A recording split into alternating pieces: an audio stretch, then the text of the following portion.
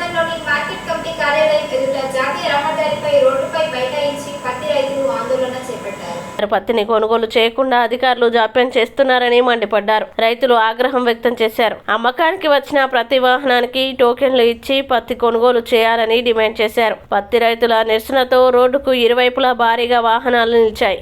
జిల్లా కలెక్టర్, నియోజకవర్గ ఎమ్మెల్యే వివేక్ వెంకటస్వామి వెంటనే స్పందించి సమస్యను పరిష్కరించాలని రైతులు వేడుకున్నారు.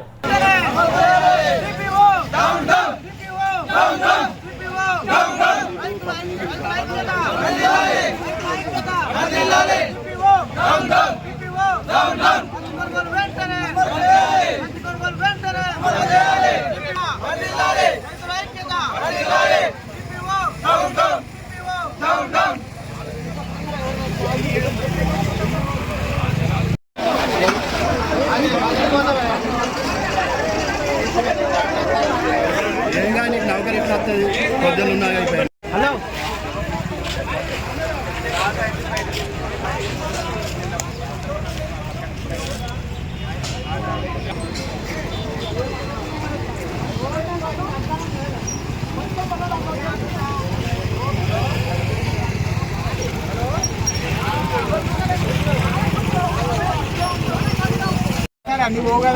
ఒక్క మిల్లు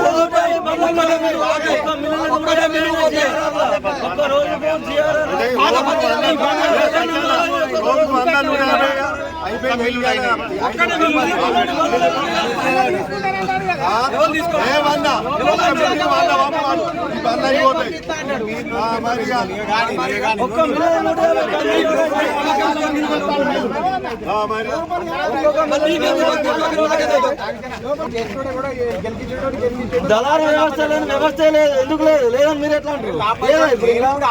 మొత్తం రైతులు ఉన్నారు, కూడా ఉన్నారు.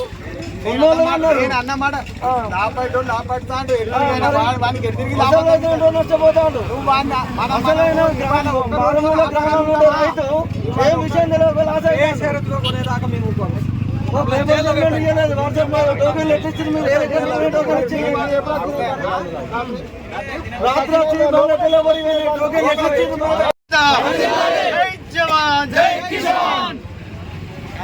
CPO down down, CPO down down, CPO down down.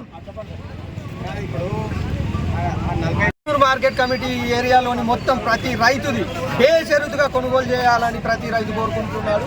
కాబట్టి ఈ టోకెన్ సిస్టమ్ తీసేసి బేషరతుగా ఇంతకు ముందు జరిపినట్టే జరపాలి, ప్లస్ రిజిస్ట్రేషన్లు కూడా ఆపాలని చెప్పేసి దుర్మార్గమైనటువంటి ప్రయత్నం చేస్తున్నారు. ఆ ప్రయత్నాన్ని కూడా ఆపేసి ఇంతకుముందు పాత పద్ధతిలో ఎలాగైతే జిన్ని మిల్లులలో చేసినారో ఆ విధంగానే జరపాలని ఈ సందర్భంగా కోరుకుంటున్నాను. మార్కెట్ కమిటీ ఆధ్వర్యంలో 5 జిన్నింగ్ మిల్లులు నడుస్తున్నాయి. 10 రోజుల కొనుగోళ్లు నిలిపివేయడంతో రైతులు ఇబ్బంది పడతారు. రైతులు ఏంటంటే కొంటారన్న ఆశతోని దాదాపు ఒక 250 బండ్లు నింపుకొచ్చి మార్కెట్ల నుంచి సీరియల్ రోడ్డుకు పెట్టడం జరిగింది. కానీ సిపిఓ నేనేదో టోకెన్ సిస్టమ్ 40 కొంటా అంటాడు. కానీ మా రైతులు 40కి ఒప్పుకోరు. మొత్తం బండ్లను ప్రతి జిన్నింగ్ మిల్లుకు పంపాలని మేము ఇక్కడ రోడ్డు మీద ధర్నా చేయడం జరుగుతుంది. కానీ ఈ సిపిఓ కానీ, సెక్రటరీ కానీ, కలెక్టర్ కానీ ఎవరన్నా వచ్చి రైతులకు న్యాయం చేయాలి. ఈ టోకెన్లలో కూడా కొందరు బ్రోకర్ గాళ్ళ బండ్లు ఉన్నాయి. కానీ ఆ బ్రోకర్ గాళ్ళు పోయినా మా రైతులకు న్యాయం జరగాలి.